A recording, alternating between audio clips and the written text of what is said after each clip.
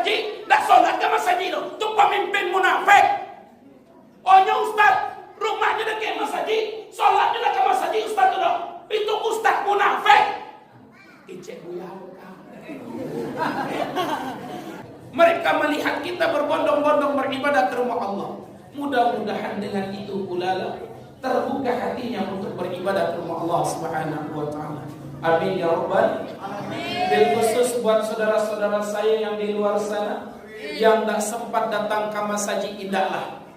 Ustaz, ambo tak sempat datang ke masaji Ustaz. Ambo PNS Ustaz. Ambo terlambat tiba di rumah Ustaz.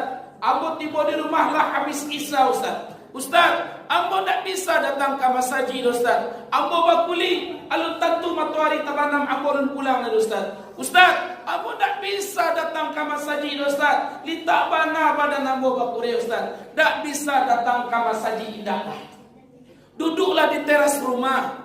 Duduklah di ruangan tamu. Buka jendela awak agak sagetek supaya tak dengar suara Allah. Selesai mendengarkan kajian ini, mudah-mudahan pada besok hari subuh terpanggil hatinya beribadah di rumah Allah. Amin ya rabbal alamin. Ayah anda, bunda kandung ini dimuliakan oleh Allah. Saya mohon maaf juga karena suara yang sudah agak mulai habis. Karena saya mengisi kajian Isra Mi'raj ini dari tanggal 13 sampai tanggal 28 besok. Ke daerah, ada ke Pariaman, ada dari pesisir selatan, ada ke Damasraya.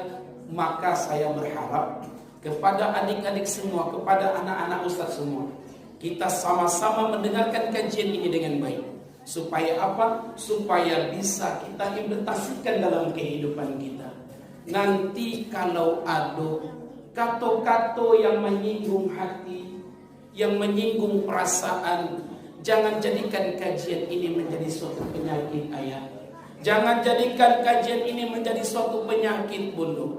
Tapi jadikanlah kajian ini menjadi suatu momentum bagaimana sama-sama kita meningkatkan keimanan dan ketakwaan kita kepada Allah Subhanahu wa taala.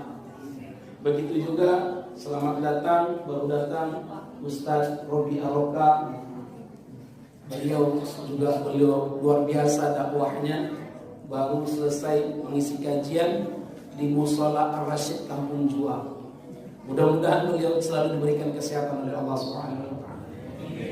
Ayah anda, bunda kandung dimuliakan oleh Allah. Tadi saya sampai ke masjid sesudah orang selesai sholat berjamaah. Lalu nampak judul dari saya di luar sana.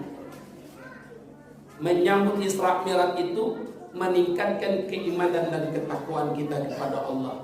Insya Allah akan kita bahas ini secara tuntas. Tapi ayah anda, bunda kandung dimuliakan oleh Allah, saya akan menjelaskan dulu sedikit. Karena setiap tahun memperingati Isra Mi'rajnya baginda Rasulullah ini, itu terus pasti yang akan dikaji oleh para da'i kita, oleh para alim ulama kita. Isra Mi'rajnya baginda Rasul umurnya kurang lebih 50 tahun. 10 tahun kenabian. Itu Isra Mi'rajnya beliau. Lalu diperjalankan pada malam hari. Di sini ada dua pendapat ulama. Sebagian ulama berpendapat perjalanan Rasulullah pada malam hari ini bukan dengan jasadnya, tapi dengan ruhnya. Lalu ada sebagian ulama berpendapat perjalanan Rasulullah pada malam hari itu yang didampingi, yang ditemani oleh malaikat Jibril, berjalan dalam keadaan sadar. Jasad dan ruhnya ikut. Lalu mana mayoritas ulama berpendapat Ustaz? Mayoritas ulama berpendapat perjalanan pada malam hari itu perjalanan yang dilakukan oleh Rasulullah dalam keadaan sadar. Itu mayoritas ulama berpendapat. Hanya sebagian kecil saja ulama berpendapat bahwasanya Rasulullah itu diperjalankan pada malam hari dalam ketidakadaan sadar. Tapi hampir seluruh ulama berpendapat perjalanan pada malam hari itu Rasulullah diperjalankan pada malam hari itu dalam keadaan sadar. Rasulullah Shallallahu Alaihi Wasallam kalau kita kaji dalam sejarah, beliau itu dibedah selama 3 kali. Waktu umur 4 tahun, waktu kenabian beliau, dan ketika Isra dan Mi'rajnya beliau. Lalu berjalan pada malam hari secara horizontal dengan kendaraan buruk dari Masjidil Haram sampai ke Masjidil Aqsa. Sampai ke Masjidil Aqsa tersebut, beliau melaksanakan sholat sunnah 2 rakaat. Di belakangnya ada para nabi, di belakangnya ada para imam. Pertanyaannya, kenapa Rasulullah harus menjadi imam? Kenapa tak nabi-nabi yang lain? Kenapa? Karena ayah bunda yang dimuliakan oleh Allah. Kita kan tahu Rasulullah SAW adalah nabi terakhir. Kita tahu beliau adalah nabi terakhir. Kita tahu beliau adalah rasul terakhir. Tapi karena Al-Quran diturunkan kepada beliau, menyempurnakan kitab-kitab terdahulu, maka Rasulullah nabi terakhir ini naik statusnya. Al-Quran diturunkan kepada Rasulullah SAW, naik statusnya. Apa statusnya? Sayyidul Anbiya wal Mursalin, pemimpinnya para nabi dan pemimpinnya para rasul. Maka ketika Isra dan Mi'rajnya di Masjidil Aqsa, beliau melaksanakan sholat sunnah 2 rakaat yang diimami oleh Rasulullah SAW. Kalau kita perhatikan juga Al-Quran ini ayah bunda, luar biasa.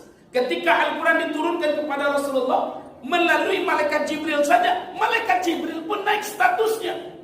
Status malaikat Jibril, Ustaz, Sayyidul Al-Malaikat, pemimpinnya para malaikat. Bayangkan, karena Al-Quran turun melalui beliau, diberikan kepada Rasulullah. Ketika Al-Quran saja diturunkan di hari Jumat sih berubah statusnya. Status hari Jumat, Ustaz, Sayyidul Ayyam, pemimpinnya para hari. Ketika Al-Quran diturunkan di bulan Ramadan pun berubah statusnya. Apa statusnya bulan Ramadan? Sayyidul Syuhur, pemimpinnya para bulan. Ketika Al-Quran diturunkan di bulan Ramadan, pada malam hari, malam itu berubah statusnya. Apa malam itu statusnya, Ustaz? Menjadi malam Lailatul. Karena pada malam itu Allah turunkan Al-Quran. Luar biasa ayah bunda. Maka ketika Isra dan Mi'rajnya baginda Rasulullah, beliau dipersilahkan untuk menjadi imam. Setelah melaksanakan sholat sunnah 2 rakaat, datanglah malaikat Jibril membawa wejana. Di tangan kanan ada susu, di tangan kiri ada khamar. Maka ketika Rasulullah memilih susu, maka umatnya dalam keadaan fitrah. Banyak ulama kita, para da'i kita membahas perjalanan Rasulullah SAW dari langit pertama ketemu dengan Nabi Adam alaihissalam yang didampingi oleh malaikat Jibril. Di langit kedua ketemu dengan Nabi Isa alaihissalam. Ketiga, keempat, kelima, dan keenam ketemu dengan Nabi Musa alaihissalam. Langit ketujuh ketemu dengan Nabi Ibrahim alaihissalam. Ketika waktu perpisahan dengan malaikat Jibril, Rasulullah bertemu dengan Rabbnya. Ketika di Sidratul Muntaha, Allah abadikan di dalam surah An-Najm 13 dan 14, malaikat Jibril menampakkan wajah aslinya kepada Rasulullah SAW. Pandangannya lurus, tak berkedip. Satu kepakan sayap malaikat Jibril, maka tertutuplah sebagian cakrawala. Itu malaikat Jibril. Tak bisa dipikirkan dengan logika. Otomatis kalau malaikat Jibril saja tidak bisa dipikirkan dengan logika, bagaimana dengan Allah? Otomatis perjalanan Rasulullah ini ayah bunda pada malam hari ini tidak bisa dipikirkan dengan logika, tapi dengan iman. Itu sesuai judulnya. Dengan iman. Apa iman itu, Ustaz? Iman itu dalam istilah ayahanda budukan. Iman itu dalam istilah diyakini di dalam hati, diungkapkan dengan kata-kata, lalu diamalkan dalam perbuatan, itu iman. Jadi pada malam hari ini secara umum itu sudah saya sampaikan, karena setiap tahun itu saja kajian-kajiannya. Nanti ada Nabi Musa alaihissalam bercakap kepada Nabi Muhammad sallallahu alaihi wasallam. Karena 50 waktu, bukan 50 rakaat, 50 waktu. Anas bin Malik mendengarkan Rasulullah sallallahu alaihi wasallam ketika beliau Isra Mi'rajkan pada malam hari itu, 50 waktu beliau mendapatkan perintah salat. Maka karena umatnya ini lemah, diturunkan menjadi 5 waktu. Tapi maaf cakap, di balik Isra dan Mi'rajnya baginda Rasulullah, banyak cerita-cerita yang dikarang-karang yang tak sesuai dengan hadis. Banyak. Begitu juga ayah bunda nih, kan bulan Sya'ban nih ayah. Bulan Sya'ban sekarang kalau tidak salah tanggal 3 ya ayah bunda ya. Tanggal 3. Beredar di WA. Barang siapa yang menyampaikan kabar gembira datangnya bulan Sya'ban, maka diharamkan jasadnya masuk neraka. Kalau datang bulan Sya'ban gembira tiwa senang tiwa, diharamkan jasad wa masuk api neraka. Untuk aku newa salat nih. Untuk aku newa puasa nih. Ya kan? Ini bukan hadis. Bukan hadis. Tapi orang yang menyebarkan tak bertanggung jawab, makanya amun-amukan hadis didong. Ada yang mengijek. Bagi siapa yang tak menyebarkannya, 1 kali 24 jam akan mendapatkan kemalangan. Astagfirullahaladzim. Anak awak percaya pula. Oh astagfirullah. Buat sebaran kabar pula. Anak ini galaan wahai kawan. Ini yang banyak ayah bunda yang dimuliakan oleh Allah. Begitu juga ada kisah yang direkayasa dengan ahli sejarah, ahli hadis, pakar-pakar sejarah tidak pernah menyampaikannya. Apa ada yang direkayasa ketika waktu Isra dan Mi'rajnya baginda Rasul? Waktu beliau diberangkatkan pada malam hari, kendaraannya bernama buruk. Buruk ini tidak lebih besar dari kuda, tidak lebih kecil dari keledai. Itu buruk. Perjalanan buruk ini, setiap dia melangkah sejauh mata memandang. Tapi ada yang direkayasa, bahwasannya ketika Rasulullah menunggangi buruk ini, melihat ke bawah, umatnya dalam keadaan fitrah, umatnya dalam keadaan bahagia. Padahal ini tidak ada sejarahnya dalam Isra Mi'rajnya baginda Rasul. Dan oleh karena itu ayah bunda yang dimuliakan oleh Allah, kalau banyak hadis-hadis yang sahih menjelaskan maupun ada hadis yang mutawatir, tapi malam hari ini saya berharap kita bagaimana mengimplementasikan ibadah kita dalam kehidupan sehari-hari. Maka orang yang sholat sekama saji ayah, sholat awak tapi waktu, sholat subuh wakama saji, sholat zuhur wakama saji, sholat asar, maghrib, isya wakama saji, alun ado jaminan sarunggo itu. Orang yang sholat setape waktu, alun ado jaminan sarunggo, apalagi orang yang indah sholat. Innal ladzina amanu, sesungguhnya orang-orang yang beriman, walladzina hajaru, orang yang berhijrah di jalan Allah, wajahadu fi sabilillah, orang yang berjihad di jalan Allah, al-adu jaminan sarunggo. Orang yang berhijrah di jalan Allah, orang yang berjihad di jalan Allah, al-adu jaminan sarunggo. Lalu siapa orang-orang yang dijamin oleh Allah masuk surga Ustaz? Ulaika yarjuna rahmatallah.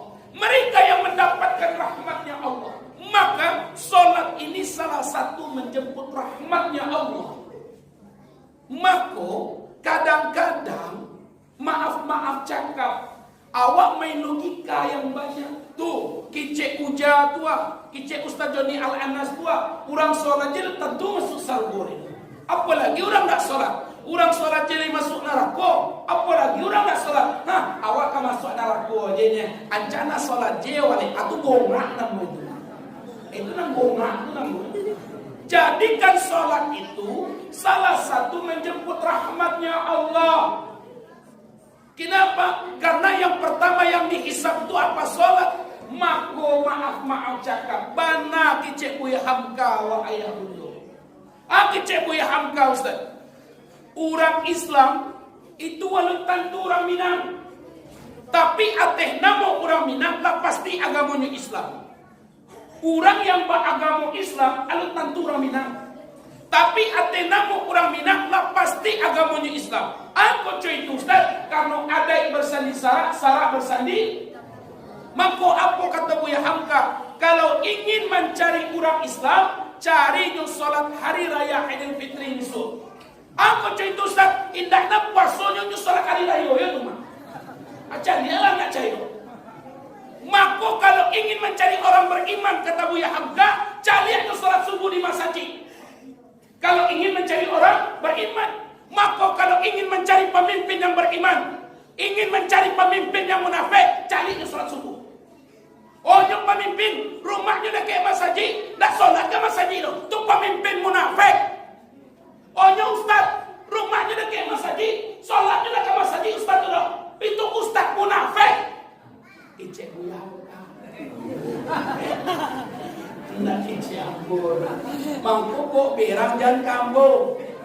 Berang kabiangka. Ada liuran ini. Ambo hanya menyampaikan.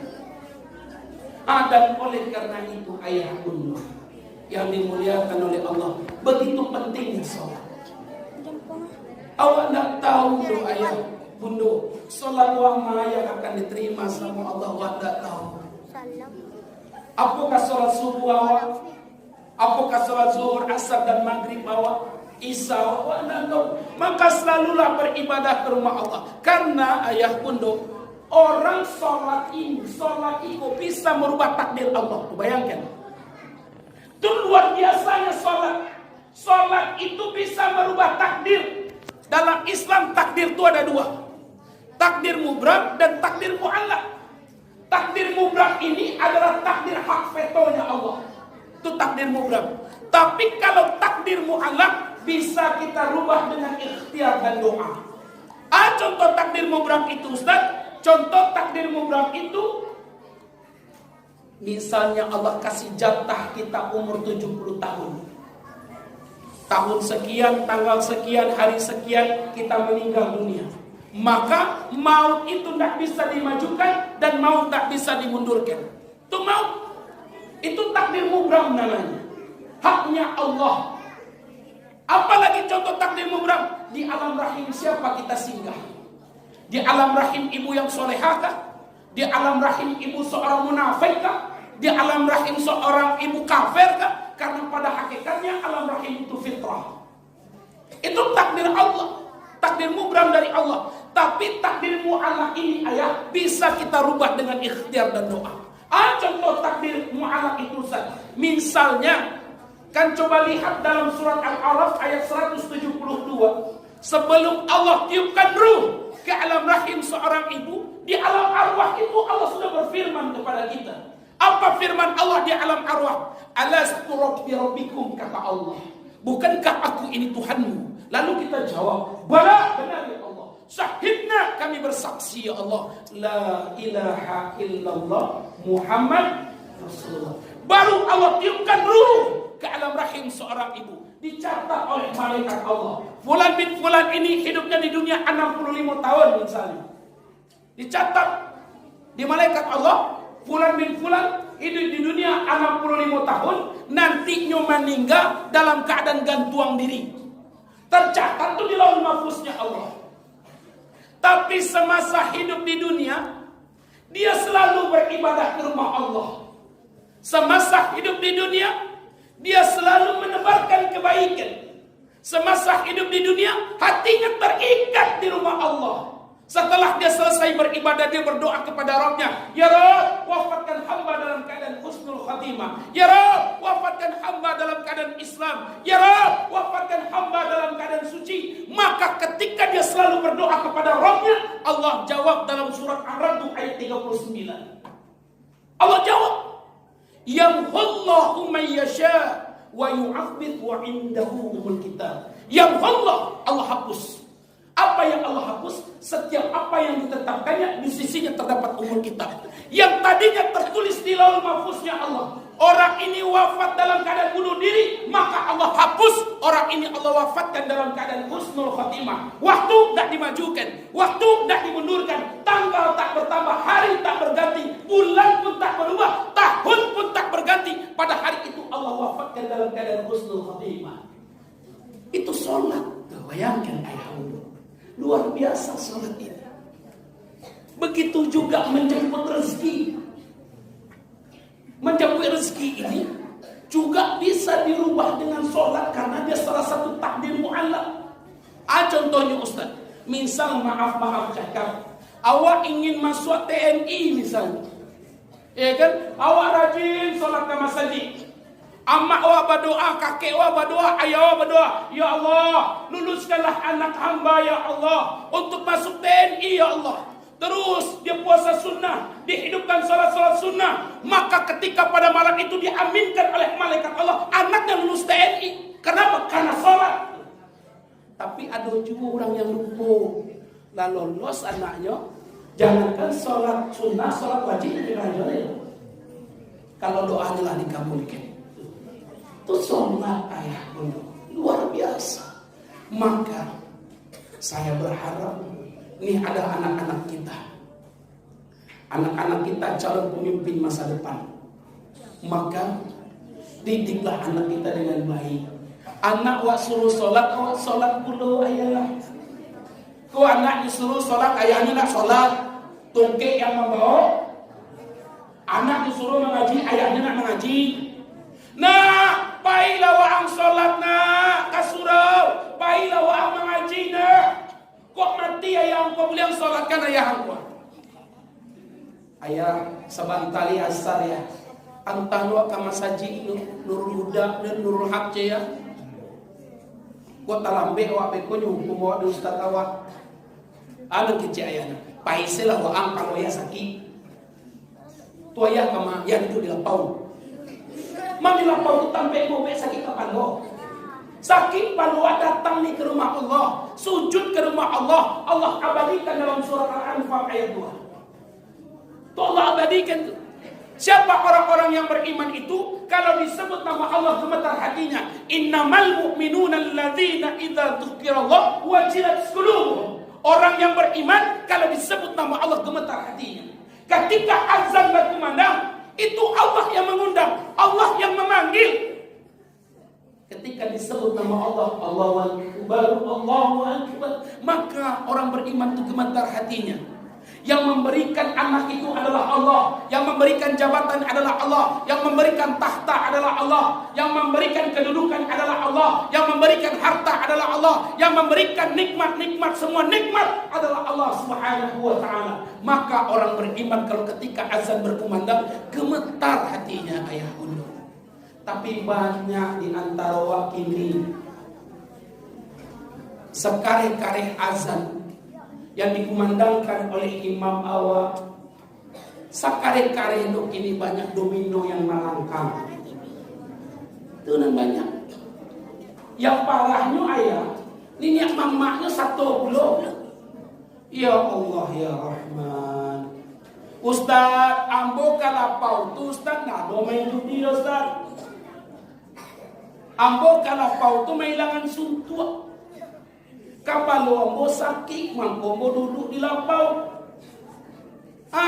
Ambo duduk di lapau, anak kecil kawan ambo, dan kurang kaki cik dan. Mangko ambo tuku. Ambo nak domain judi Ustaz yang kalah, senan membayarnya. Ambo traktir orang yang menang tu Ustaz. Kicik orang yang kalah. Ambo traktirnya Ustaz. Nah, lataan nyambil. Teta luang pe. Barang teta luang caya. 10.000. Nyambil no rokok ampe bungkui. Rokok sempurna belum. Atau rokok surya barang sebungkui ini. 25.000. 20. 30 ini apa yang ada tuh? Kalau ambil sampai 30 120.000, ya kan? Kalau teka lu 10.000 kali sampai 10.000, Ampe puluh tambah 130, 170. Nan kalah membayi tetalu. Berapa dia tu? 60 atau 85.000. Seorang orang 85.000. Besok pagi-pagi anak pergi sekolah. Ya, awak kami sekolah ya, minta piti 5.000 ya. Piti saya kejamah. Bersalah petang 85.000. Ustaz, itu nak judi Ustaz. Kicik sia tu nak judi. Itu judi mas. Kicik sia tu nak judi. Itu judi. Paling besok. Tanya ketua masjid. Izin ketua. Siapa mencari ustaz tu? Nah, besok jangan undang ustaznya kemari lagi. Apa-apa saya dia. Kalau diundang ustaznya besok kemari dan toko pada pulang. Ustaz tak judi kan deh? Ustaz kan ada ustaz doma. Mana ustaz yang heboh? Kok abi piti deh? Kan ada piti ustaz doma. Mana ustaz yang heboh? Kok berang di anak dia ada berang. Nana ustaz doma. Mana ustaz yang heboh? Bana apa? Yang pak derang kan anak bapak dan anak bodoh. Yang habis piti apa nak piti bodoh. Tapi itu maksiat pak. Kalau Allah sudah murka, Allah sudah marah, Allah datangkan azab ke Sumatera Barat ini, ke kota Padang ini, terjadi gempa, terjadi tsunami, terjadi badai, rumah menjadi roboh, anak menjadi yatim, bapak-bapak menjadi duda. Itu kayak kita inginkan. Maka hapuskanlah perjudian itu. Hapuskan. Bagaimana cara menghapus perjudian itu? Kita ajak anak-anak kita ke rumah Allah. Kita yang mencontohkan. Waktu ketek dulu ayah dulu, ambo po asli orang Minang. Ambo kelahiran 83 tahun yang silam. Ambo besar di Jakarta. Ambo TK di Jakarta, SD di Jakarta, pesantren di Jakarta, kuliah di Jakarta. Waktu kelas 3 SD kami dulu, kalau kami dulu sekolah namanya kalau libur jauh 1, jauh 2 ya. Liburnya lama-lama 1 bulan, makanya bawa lah di orang tua kami berlibur ke Kampuang. Kampuang Ambo di Nanggalo, Pagang Dalam dekat kampus Tifam. Dulu ada namanya Musola Nailul Sa'adah, ini menjadi masjid. Yang menyuruh Ambo pulang kon ini mama Ambo ete Ambo Maidus Nasir. Yang mencarian bini Ambo nyolo. Waktu ketek-ketek dulu, waktu sholat subuh, ama Ambo waktu itu dulu di Pagang Dalam dulu masuk lampu, mangko satiok subuh tu stadion Buruah. Dalamnya nyoge minyak tanah, dia teh nyoge sabui, namanya Panaran Jalan Kasurau. Yang Ambo tahu dahulu, anak-anak awal lalu di surau. Itu yang Ambo tahu dulu. Anak orang Minang tuh, anaknya laki-laki lalu di surau, itu yang Ambo tahu dulu. Nyoba latihan di surau, basilek di surau, baraja di surau, itu yang Ambo tahu ayah. Tapi kini anak-anak awak nak ke surau itu. Maka waktu 2008 balik, sebelum Buya Mahildi menjadi wali kota, aku sampaikan ke Buya Mahildi, Buya, jangan adokan jual khatam Al-Quran di masjid kecil. Jangan adakan khatam Al-Quran di masjid maupun di musola. Hilangkan tuh Buya. Kami ustaz-ustaz menyampaikan kepada Buya Mahildi. Kenapa? Kalaulah awak buat khatam Al-Quran di masjid, anak-anak awak tamat SD-nya khatam Al-Quran. Ada yang hafal 1 juz, ada yang hafal 2 juz. Ketika nyo khatam Al-Quran di masjid, ketika anak awak tamat SD, tamat jualah anak awak tamat masjid. Orang tuanya bangga anaknya lah khatam Al-Quran. Bangga hafal 1 juz, bangga hafal 2 juz. Waktu ketek-ketek ini ku coba lah ditanya dulu. Siapa idolanya? Pasti idolanya Muhammad, pasti idolanya Umar bin Khattab, pasti idolanya Abu Bakar. Anak-anak perempuan waktu ketek-ketek siapa idolanya? Khadijah, Aisyah. Tapi coba lah tanya anak-anak waktu ini idola orang Jawa. Siapa idolanya? Film-film Korea. Itu idola anak-anak waktu ini. Film-film Korea. Tagak nampak pusek, menunduk nampak ketempong. Itu nonton anak waktu ini ayah, bunda. Itu nanya tonton di anak awak gini. Yang lebih parahnya ini, nih, ada aplikasi TikTok dalamnya. Aplikasi TikTok tahun 2018 di bulan November diblokir oleh pemerintah Indonesia. Karena Cina ini terlalu kuat, datang perwakilannya dari Cina ke sini. Dibebaskan di bulan November tersebut, di akhir bulan November. Kalau awak pergi ke Amerika, ke Eropa, ke Inggris, ke Kanada, TikTok itu tidak berlaku di sana, diblokir. Tapi di Indonesia dibebaskan anak-anak kita main TikTok. Makanya para dai, para alim ulama berlomba-lomba berdakwah di media sosial, baik di Facebook maupun di Instagram maupun di TikTok untuk menandingi iklan-iklan pornografi. TikTok tuh Ustaz, TikTok tuh iklan-iklan pornografi. Yang lebih parahnya ayah bunda, amaknya satu main TikTok. Nyoi di anak pe, hanya dia menjoget Astagfirullahaladzim. Ya Allah ya Rahman. Kau bunda negara-negara aku satu. Ya Allah. Ya Allah bunda. Ya Allah bunda. Kalau di Siko yang tidak ada bunda. Di Siko amaknya soleha, amin. Di Siko bapaknya soleh, amin. Di Siko ada ditampe ampun lah ya dong. Di mana doi bunda? Tampe? Tampe ampun. Ya Allah.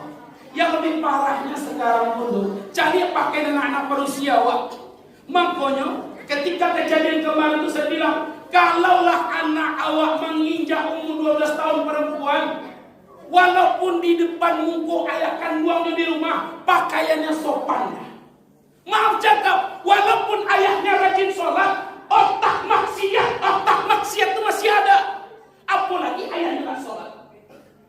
Otak zina itu masih ada. Jangan dibilang Ustaz itu dijamin masuk surga. Ustaz sudah ada jaminan masuk surga. Orang yang hafal Al-Quran ayat bunuh, alun ada jaminan surga boleh doh. Ada tak contohnya Ustaz? Ada. Apa contohnya Ustaz? Sahabat Nabi Muhammad SAW. Siapa sahabat Nabi penghafal Al-Quran masuk surga? Namanya Nahar Ar-Rajal. Nahar Ar-Rajal penghafal Al-Quran, tapi matinya tak masuk surga. Apa yang menyebabkan Nahar Ar-Rajal matinya masuk surga? Ketika meninggalnya baginda Rasulullah SAW, waktu itu dipimpin oleh seorang khalifah namanya Abu Bakar. Di zaman Abu Bakar muncul nabi palsu namanya Musailamah, diberi gelar oleh para sahabat Al-Kadzab, orang pembohong, orang pendusta. Tapi ketika munculnya nabi palsu ini dibenarkan oleh sahabat Nabi namanya Nahar Ar-Rajal. Maka ketika di zaman Abu Bakar banyak orang yang pindah agama, mengakui Musailamah itu adalah nabi, maka terjadilah perperangan ketika itu. Banyak orang-orang penghafal Al-Quran gugur, mati syahid di medan perang, termasuk Nahar Ar-Rajal, tapi matinya tidak masuk surga. Seandainya Nahar Ar-Rajal itu hidup di zaman awak ini ayah bunda, mungkin dia menjadi seorang ulama besar. Kenapa? Karena penghafal Al-Quran, tahu asbabun nuzul ayat. Tapi ulama syuk, ulama jahat, ulama yang membolak-balikan ayat-ayat Allah, ulama yang berlindung di bawah ketiak orang kafir, ulama yang berlindung di bawah ketiak orang munafik. Siapa ulamanya? Ulama syuk. Maka banalah kata ayahanda Habibana Rizik Syihab. Apa kata ayahanda Habibana Rizik Syihab? Mereka ulama-ulama syuk adalah mereka yang ketika melihat uang, giginya lunak ketimbang bibirnya. Maka yang diibaratkan oleh beliau, imanuhum fi amplopihim. Imannya para ulama ini ada dalam amplop. Makanya dibenarkan orang-orang munafik, dibenarkan orang-orang fasik. Kalau wak didik anak wak dari dini hari ayah bunda yang dimuliakan oleh Allah Subhanahu wa ta'ala, insya Allah nanti dia akan tumbuh menjadi orang yang soleh dan solehah. Begitu juga cobalah cari pakaian-pakaian anak wak ini. Yang anehnya ini terjadi. Mama, bagian awak celana aku cik ma, kau celana model tahun 2023 mah, lagi model. Nyucak dia celananya dia manu. Istighfar mamanya kok, astagfirullahalazim nak. Celana apa nak kababali kok? Model mah tahun 2023. Nyucak dia maknya kok, serawanya kok, lutut cabiak ketepong cabiak.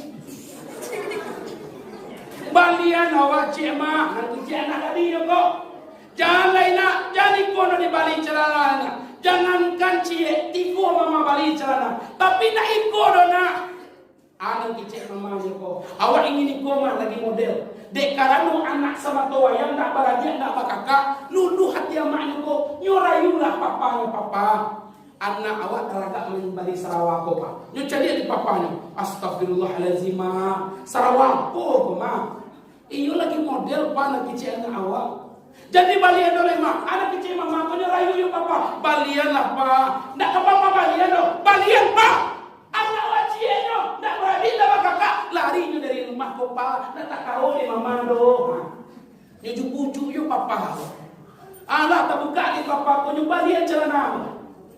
Nyo sorongan Sarawak lepis ko di anaknya ko. Nyo masuk ke kakinya ko. Wah, memakian kakinya ko ada samping Sarawak. Bapak kayu lima. Beta gak nampak pusat. Memang duduk nampak ketepong. Kalau liberasi dah baru apa kurang.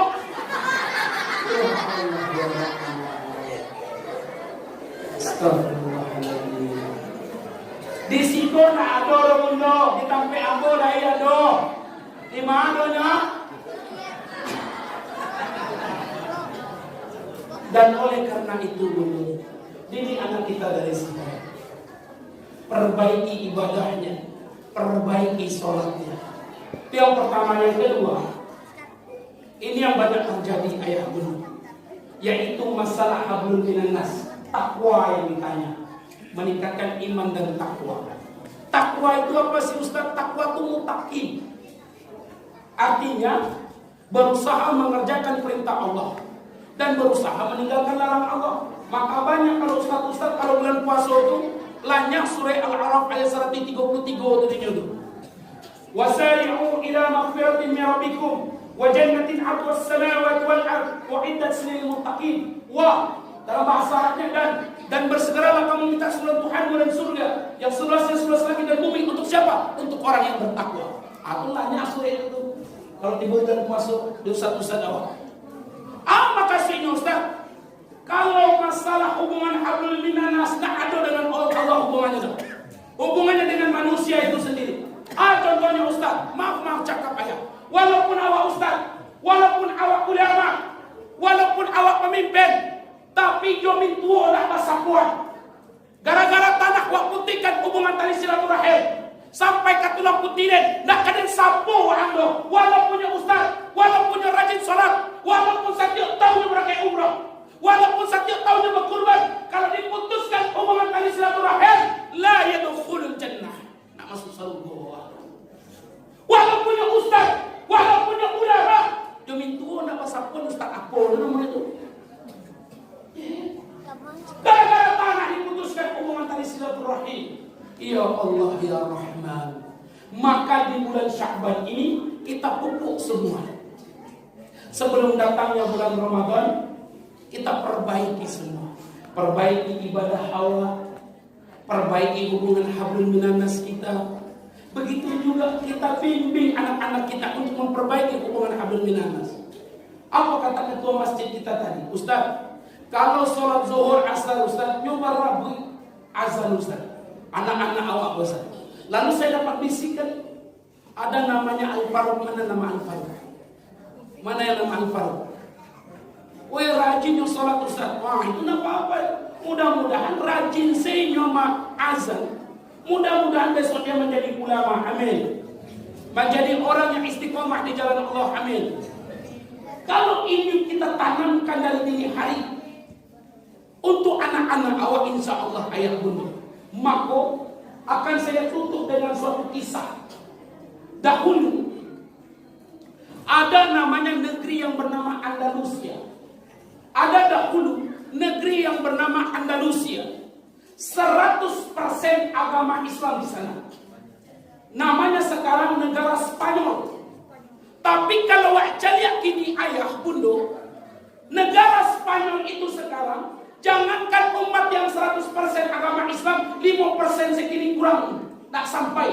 Dahulu hampir 100%, bisa dikatakan 100% agama Islam di sana. Maka tercatat dalam sejarah tahun 1815 Masehi, tepatnya di Cordoba, mendirikan masjid termegah ketika itu.